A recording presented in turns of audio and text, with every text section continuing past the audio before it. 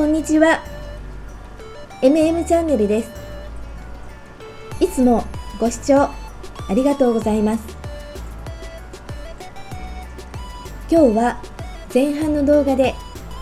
我々夫婦の愛車遍歴を紹介し、なぜ軽キャンピングカーの購入を決意したのか、なぜ JP スターハッピーワンプラスにしたのか、そのいきさつも踏まえ、納車から3ヶ月経過してどうなのか、感想などもお伝えできればと思います。軽キャンの購入を考えておられる皆様の一助になれば幸いです。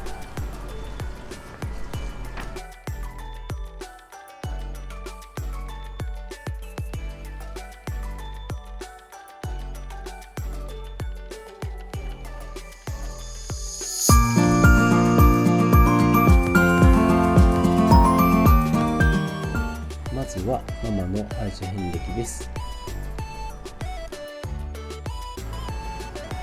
私がなぜレガシーを選んだかというと、ミッションの運転をしたくって、で、あと山道にも強い 4WD の車がちょっと欲しくって、でもその頃に普通の四駆だけじゃなくてちょっとセダンにも憧れてたので、セダンで四駆のレガシーにしました。次にシボレーブレーザーですけども、この車は子供が生まれて、やっぱりミッションでセダンで子供を後ろに乗せてっていう運転がかなりちょっときつかったので、でも安全性を考えて大きい車で子供を後ろに乗せて、オートマで運転できる車で、しかもしっかりした車っていうのを探してて、この車にしました。ただ前の車はやっぱり大きすぎて普段乗りにはちょっと運転しにくくって、結局小回りの利く車を探してて、その時に出会ったのが黒の BB ですごく可愛くて、で、居住空間が割と見た目よりかはあって、子供も乗せて荷物も乗せて、しかも乗用車でって言って取り回しがすごく利きやすくって可愛い車っていうのを見つけたので、この車にしました。で、結局その続きで、年数もそこそこ経ってきてっていうことで、車買い替える時にやっぱり BB が好きだったので、2台目も BB にしました。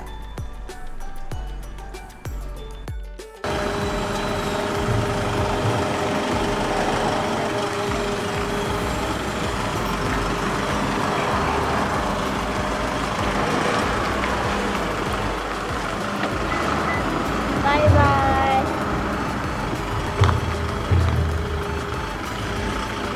かわいそう。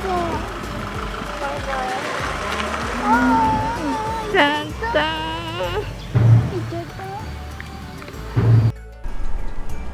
ー。続いてパパの愛車遍歴です。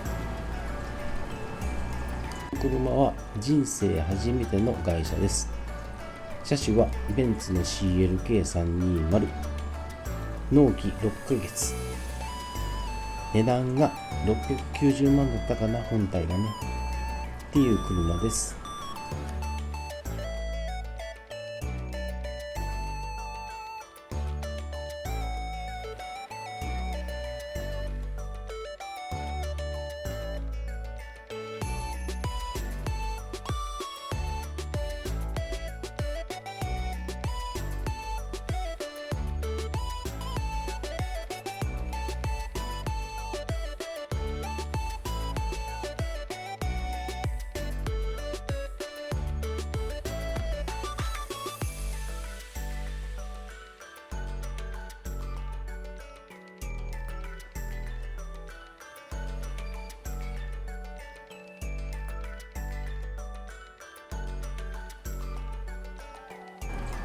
次の車として選んだのがベルファイアです。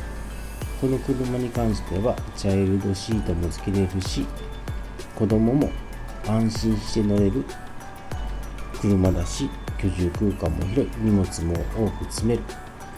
旅にも出れる、っていうことでこの車にしました。2台目も実はベルファイヤーにしました。やはり乗り心地等々を考えた時に、やはり子供が大きくなっても、子供がもし結婚してもやっぱり家族で移動できる車ということで、ベルファイヤーの30系ということで、ベルファイヤーの更新という形になりました。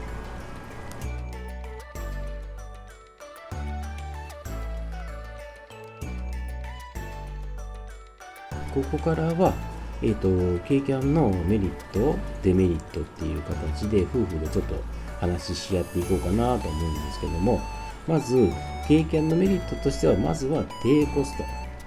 値段が安い、いろんな意味でで、軽やから小回りが利くで、普段使いもできる。パパが今通勤で使ってます。全然違和感ないですで、やっぱり軽なんで駐車場を見つけやすい。もしかしたら路駐もできる。それはちょっと違反かもわからないけどそれはちょっと違反かもわからないけど、でも結局駐車場見つけやすい。で、最近だったらスーパーだったらさ、日本線の駐車場あるやん。あれだったらもう余裕やんな。で、一方線でも余裕。やっぱそれが軽キャンのね、魅力かなと思いますね。で、コンビニやって一本線多いやん。ああいうところでも全然止めるよね。めちゃくちゃ止めやすい。で、比較的安価っていうのは当然車体価格もそうやけど、いろんな意味合いでのコストが安い。で、運転しやすいっていうところもあるな、実はな。ピュッピュピュッピュ走るパパの経験からしてみたいなな。やっぱこう高さはあるけども、横幅的にはやっぱり軽ベースなんで、やっぱり普通車の大きいのと比べれば、私らが運転してでも確かにそこは運転しやすいのかとは思いますね。そうやな。確かにね。意外とベル運転してるよりは扱いやすいかな。ハンドルも軽いし。確かにもう小回りっていう意味では特にそうやし、車かわす時でもそうだし、でもね、高さよね。それは後で出る気がするわな。なんとでベルの場合だけなんぼステアリング軽い状態って言っても重いんだな、実は。確かに軽キャンの方がめっちゃ軽い。これは取り回しが車重全体の重さの差に入ってくるのかな。あとタイヤの太さやね。そうやな。そういうところもあるしね。ちょっとやっぱり軽キャンに今魅力感じてます。で、次に軽キャンのデメリットっていうことを考えて、軽キャンっていうくくりで考えたら、キャブコン、軽キャブコンとかそのポップアップ式のやつも含めての話なんやけどな。やっぱり居住空間がやっぱり狭い。我々夫婦そんなに身長でかくないんで、大きくないんで、割と快適なのは快適なんな、実はな。でもやっぱりそういう意味合いでは体格の制限を強いられてしまうっていうところがあるんやけどな。で、やっぱりあとはその走行性能っていう意味合いでも考えたら、やっぱり目いっぱい踏んで50キロ出るとか、坂道だったら40キロしか出んとか、そういうのもあるけどな。エンジンがやっぱり回転数どうしても上がってしまうっていうところもある。で、あとやっぱり車が狭いけん、でっかい車みたいに例えば4人家族とか5人家族でまず無理。短距離ならドライブ楽しむぐらいだったらね、その長くない 1,2 時間ぐらいまでだったらいいかもしれんけど、それ以上となるとやっぱりきついよね。きついね。やっぱり感じたよな何回かな実際してみてね。そうやな。で、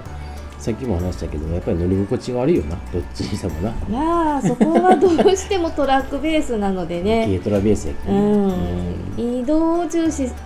ね、そこをするか、ついてからの、快適さを取るか、それはもうね2つに1つやね、どっちを選択するかやな。ほんまに。でやっぱり軽なんでタンクちっちゃいよな、燃料タンクがな。ハイゼットの場合は満タンで34リッターなんよ確か。で毎回いい線切って入れるやんか。大体20リッターちょっとぐらい。でランプつくやん、ガソリンランプ、でついて入れても残りがな10何リッターとかな、確かにそんな感じになるんやけどな。日常使いで使ってたら1週間に1回は必ず入れる感じになる。で今ガソリン代高いきね、3000円4000円いる。ただ何ていうかな、買う前にやっぱりリッター12、3って言われとったんが、もう言われとるよりかはなんか実際荷物とか入れたらもうちょっと伸びんかもみたいに、しかも夏でクーラーつける時期やし、と思っとった割には、言われとるぐらい、10、12前後、11ってことはないよね。でもな、でも10の時もあるけどな。この間めっちゃ坂道でっていう時で、普通に走りとったらそれでも今ね12、3やっぱり、伸び読んで、そこはね、この軽キャンにでこんだけ荷物積んで、っていうところではええんかなとは思うけどね。でも幸いなことにクルーズコントロール、あれつけとるやんか、あれでエコモードとかで走りよったら、やっぱり12、3でいける感じ、でスピードモードなんとかにしとったらやっぱり10切る、10は切らんか、10は切らんけどちょっと10、ちょっとぐらいはある。だけどそういう意味合いではエコモードをうまいこと使いながらいけば燃費は伸びるかなと、いう感じかな。であとはやっぱり荷物、許容範囲キャパシティがないけん、軽キャンは。だけん荷物がやっぱり詰めれん。キャンプ動画とか積もうと思ったらやっぱり外にボックス積む感じ、にしたら多少やっぱり賄えるかなとは思うけど、なんとなくやっぱりちょっと荷物積む量、どうかなとは思うけどね。ただ今のこのハッピーワンのハッピーワンプラスとかだとやっぱり上のバンクベッド部分をもう寝室部分とかじゃなくて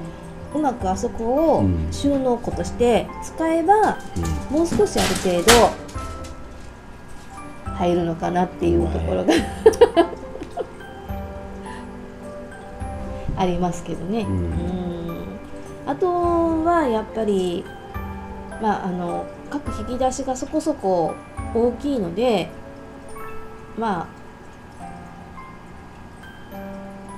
そこそこね大きいキャンプ道具とかじゃなかったらコンパクトなものを選べば、無理ではない形かな。でもそんな感じかな。軽キャブコンのメリットデメリットなんですけども、先ほどもちょっと話したんですが、収納スペースがやっぱりバンクベッドの部分を考えたときに軽キャブコンの場合はそこに荷物詰めるのでやっぱり大きいかなという感じです。で、あと軽キャブコンの場合断熱性とかあと遮音性が非常に高いっていうのは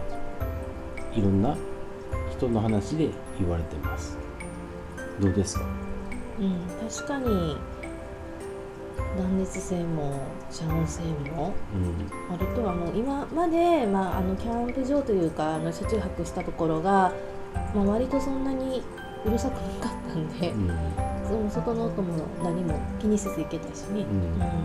で真夏に車内に入ってもやっぱりちょっと温度違うよ確かに一般の車と比べるとな。違うんかなと。そんなにもうガーンって暑いって感じじゃなくて暑いのは暑いんやけど、こんなもんなんかなみたいな、何かこうやっぱりちょっと温度差は体感温度マイナス5度ぐらい普通の車から比べるとね、大げさな表現じゃなくてな、いや本当に、確かにそれもあるよな。で、キャブコンのデメリットとしてはやっぱり下層部分の大きさがやっぱり大きいがゆえに車高が高くなる。で車高は 2m40 あるんよな、でスーパーの立中許容範囲が 2m40 なんだな。2m40 ないとこもあるしね、2m40 で入れるかやったら絶対入れんけん入れんなあれはちょっとな、あれ 3m にしてほしいよな、上な、なんかちょっとやっぱりな、そういう立体駐車場に入れんがゆえにママがハッピーは乗らんねや。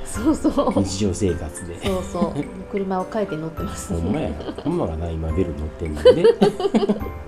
どう思う見てまたいつも羽になってるけどとやっぱりほらその 2m40 の壁があるから風もろめちゃ受ける影響、やっぱり普段でも走りやってパパ感じるのはすごい横揺れ、はっていう感じでふわっていう感じで横揺れ、台風じゃないけどちょっと強い 3m5m の風吹いたらすごい振られる、経験ないやろ。いやそんなこともない。私が乗ってる時も結構風吹いた時はあるきん、確かにそれはあるけど、でもこれ軽キャブコン、だけでもなくってやっぱそこそこ普通のキャブコンの人は、もう多少ちょっと大きいクラスになってもやっぱり風で横揺れかなりやっぱり抵抗を感じながら走ってるみたいだし、そこはどうしても高さが出る分はしょうがないんかなと、ただね、私が思うのはハッピーワンって割とこう正面から見た時に、バンク部分がリーゼントに、なっとるんで、他のなんていうの、もうちょっとこうカチカチっとした四角でバンクベッドを、レジストロかそんな感じの車ね、いろんなバンクベッドの部分の取り付けがあるんやけど、あそこがやっぱりこう波をこうね、風を切る形とそうじゃない形とっていうのでもだいぶこうね、風の受け方が縦も違うで、横はどうなんだろうって感じやけど、横も多少はなんかこうね形取ってくれたんかないう、例えば多少のところでそういうところが走行性にね違いが出るのかな、どうかなみたいな感じは思うけど、全くないのよりかはいいかなと思うけどね、いずれにしても走行性能という意味合いではやっぱり高速とかやっぱり、風の影響っていう意味合いではやっぱり受ける、あと横に大きいトラックがね速い速度でふんと行かれると、っていうのは感じるよね、そのあたりを踏まえてな、どうかなというのは今後の、課題やとは思うけどな、ただそういうのがある分なんかやっぱり自分らも運転を気をつけて、速度も制限してなんか運転も気をつけるから、いわゆる私たち昔はどっちかっていうと、割とね飛ばせって感じの制限速度以内だけどなそうですね、そんな感じの乗り方のね、時もあったけど、今の車に関してはもう全く真逆で、すごくやっぱり安全運転ね、もう安全第一みたいな感じで乗るんで、結局でもそれがいいんかなと思うけどね、あとやっぱり時間と余裕を持ったゆっくりした旅に出るっていう意味では、いいんじゃないかなと、確かにね、別にほんで高速ばっかり乗らなくても、いや高速乗らんでうちらはそうですね、下道やで言うと下道とか船とかをせっかくねコンパクトな車っていう意味で、船にも気軽に乗れるんで、船と下道とである程度ゆっくりした旅ができるんじゃないかなと思うけどね、確かに。あと、ポップアップいやそれは後にしようかな。とりあえずだけキャブコンのメリットデメリットとしてはそんな感じかなって思ってます。で、ポップアップのメリットですけども、車高が高い、低いやん。車高が低い、で、低いけん、駐車場選ばんのやってんだけん、この場合はな。だけん2メーター40の縛りがないけん、立体駐車場も入れれる。もちろんね。そう。あとはやっぱり低い分、風の影響が少ない。そう。ってことは、あるよね。高速性能も、高速性能じゃない、高速走るのも余裕、ある程度、風の影響軽減な、それは全然問題ないから、いうのがあるな。あとは、ポップアップのデメリットとして、遮熱性、遮音性が低い。やっぱりポップアップの部分って上げてしまうからさ、テントになるやん、周りが。そう。ということは、あそこは全然遮熱性もないし、遮音性もないと思うな。そう。あとね、やっぱり寝るときに、風の音。そう。バタバタ普通のテントの中で寝るときと一緒なんで、確かに空間は取れるかもしれんけど、だけどその風の音とか、やっぱり暑い寒い、遮断できない、中の音も外の音も、やっぱりそこで、全部ね入ってくる、逃げてしまうみたいなのがあるんで、その辺がちょっとね、どうだろうって感じは。そうで、結局さ、エアコンかけとって FF ヒーターつけとって、でポップアップ上げてしまうと全部逃げるわけやん、熱が。でポップアップ上げんとおるっていうことは結局立てれんというか、そうだけ普通のね、例えばパパの身長ね170ぐらいの人が座って上に拳が1個開くか開かないかぐらいの感じなんで、やっぱりその中でちょっと車中泊でね一日寄って着替えもありの、着替え困るよ。そう腰曲げて着替えなきゃいけんな。取り回りがね、取り回しがちょっとしにくいっていうところが全部腰曲げてやらなきゃいかんし、いっぺん頭打つしそういうところがちょっとね、で結局ハッピーワンにする前にいろいろ検討しよったんがな、もうポップアップのやつな。だけど例えばバロックにしてもそうやけど、インディーにしてもそう、テントウムシとか、あと宮殿くんとか、ポップアップ式を選びよったわけよ、選択肢を買おうと思ったんやけど、最初にねパパがそういう話をねし始めた時は、全部そのポップアップ式の話から始まってっていう感じだったよね。すごく面白いやんって思うのがまず第一印象。でも実際にいろいろと YouTuber さんの動画見たら、ちょっと違うよねとか思いながらな。私です。パパにそういう話を持ちかけられてからいろいろ YouTuber さんの動画を見よって、でやっぱハッピーワン見た時に、全然こっちの方がいいやんって、見た目の可愛さもあるけど表から守られるっていうこともあるし、さっき言ったそのポップアップのメリットデメリットっていうことを考えた時に、私たちの中ではやっぱりキャブコンタイプがいいかなになったよね。その話はまた最終的な話やな。ええな。じゃあそんな感じやな、とりあえずはな。でキャンピングカーを買う上で絶対欲しい装備っていうのがありまして、まずはエアコンは絶対夏場に必要で、あと冷蔵庫も当然ビール冷やしてキンキンのビール飲みたいし、あと電子レンジも調理で必要で、サイフバッテリーはエアコン稼働するために絶対400ワットかなって思ってます。リチウムね。でマックスファンなんかは当然車内の中のエアコンじゃない空気の入れ替えとかにも必要になってくる。これも絶対必要ですよね。であとソーラーパネルは充電を賄うための150ワットを稼いでくれる。だけどあれなんかは走行充電せずにソーラーパネルでも充電できるっていう形になります。で、走行性能に関しての話なんですけど、足回りは絶対固めときたいなっ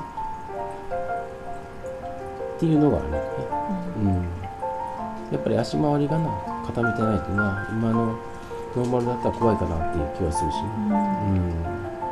ね。で、あと冬場に必要な FF ヒーターも寒がりなんで FF ヒーターは絶対必要ですよね。で、あれば便利かなっていう装備としてはオーニング、これは標準でついているので仕方ない感じの装備。仕方ないことはないんやけどね。仕方ない歩けんいいけんね。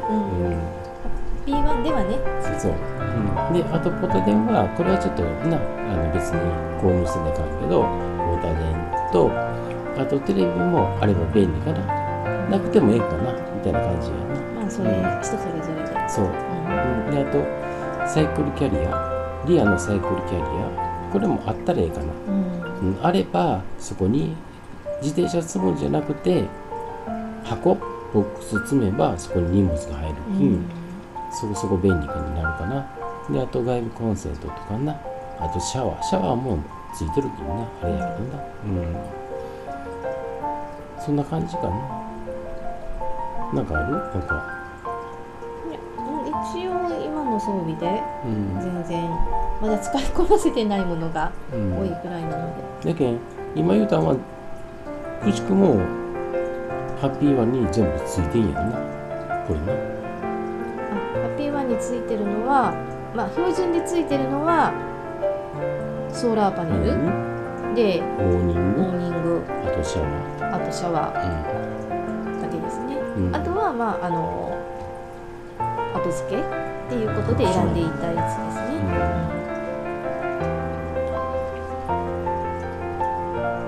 で、最終的に軽キャンを買う候補としてハッピーワンプラスとカノアとインディ727っていう形で絞ったんですけども、あくまでも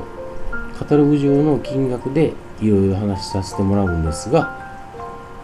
ハッピーワンの場合いろんなオプションつけて、当然さっき話したあればいいよね、絶対いるよねっていう装備も含めてトータルで466万8000円で、カノアの場合つけれないものも含めて絶対欲しいよねっていうところもちょっと妥協して、でトータルの金額が544万で、最終的にポップアップの車になるんですけども、インディ727、これが最終的な金額 FF ヒーターとかリチウム電池とか含めてトータルで489万3000円。それぞれハイゼットトラックで、カノアはスズキのキャリートラックという形の車両になるんですけども、ハッピーワンプラスがやっぱり装備とかオプションとかいろいろ含めても安いっていう形の感じになりました。で、ポップアップの場合やっぱりその気になってるのが、ポップアップ しなければ居住空間は狭い、でカノアの場合オーニングとかそういうのもオプションでつけなければならない、でいろいろちょっと考えたらやっぱりハッピーワンプラスがお得かな、やし充実した装備っていう意味合いでは、最終的にハッピーワンでママとも決定みたいな感じ、うん最終的になっていう形がハッピーワニになった経緯っていう形になりま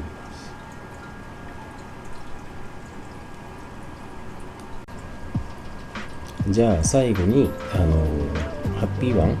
納車されて、3ヶ月経ったんだな、もうな。で小豆島行ってでどこ行った秩父ヶ浜秩父ヶ浜行って、間で遠足って大ボケとか、鳴門とかいろいろ行ったけど、まあ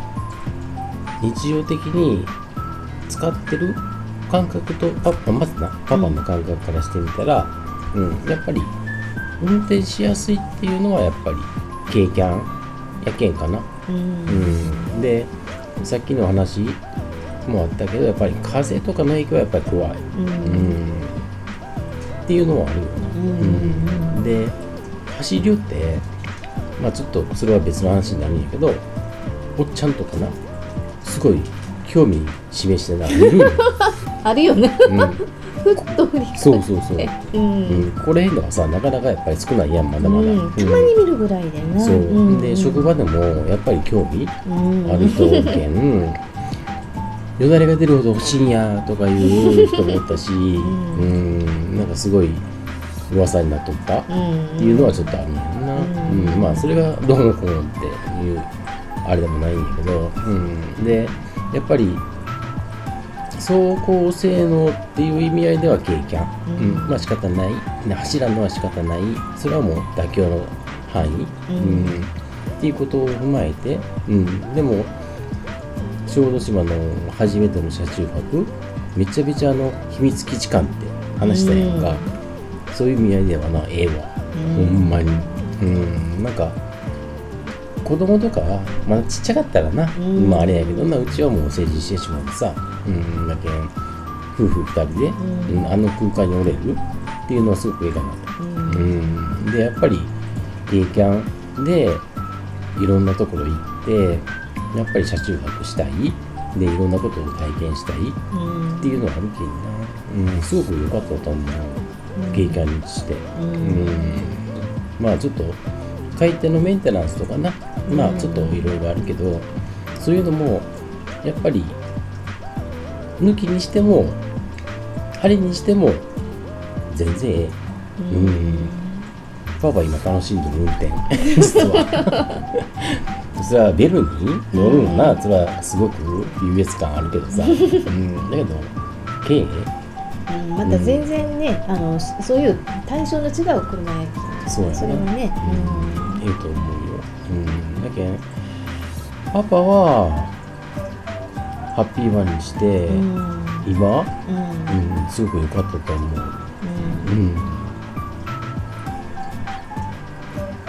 それは事実や。で意外と軽キャンでやっぱり軽やけん遠出とかできへんやんとかさっきの話の中でガソリンタンク少ないけんしょっちゅう、給油せなあかんとかって話あるやん。だけどそれはそれで旅の楽しみの一つでさ、いろんなガソリンスタンド寄ってさ、ガソリンスタンドのさ従業員にちやほや言われてなっていうのも一つの楽しみだなとか思いながら、でも将来的には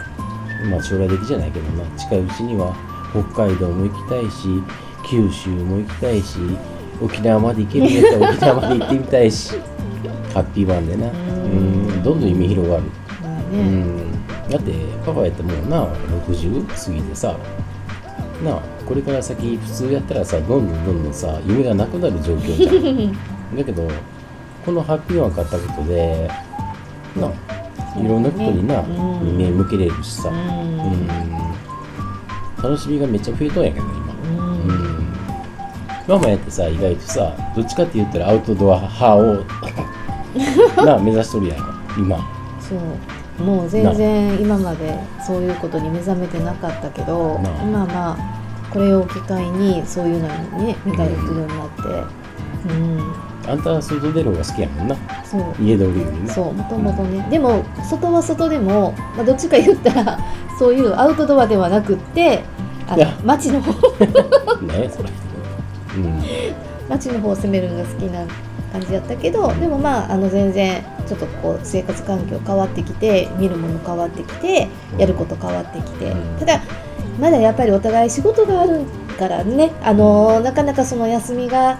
合わせて取りづらくっていうところもありながら、ちょっとしょっちゅうまだ出れてないところで使いこなせてないっていうのがあるんだけど、でもこれからのイメージとしては、そのいろんなところを旅したいし、そういうアウトドア経験もしたいし、アウトドア経験だけじゃなくて、これを使いながら全国今まで行ったことのないところに、足を伸ばして、その土地その土地の楽しみ方をしてみたいなっていうのもあるしっていうところで、すごくこう夢が広がる、きっかけになったかなと思う、ね、ハッピーバンのおかげで。そうやな、だからな、熟年夫婦くすぶっとる時じゃないんやで、くすぶっとる暇ないよないね、これからどんどん出ない関係な、50代60代の夫婦やでなあ、やっぱり新しいことをやっぱり目指していかないかんと思うし、これが最後じゃなくってね、ここからが私らのちょっと始まりなんでね、これから先どうなるか、そこでいやでもいろんなことが新しいやん、はっきり言うて、行ったところが新鮮やし、食べるもんもそうやけどな、やっぱり刺激になるよ、やっぱ人生の中で、こんな経験するのはやっぱりな、キャンピングカ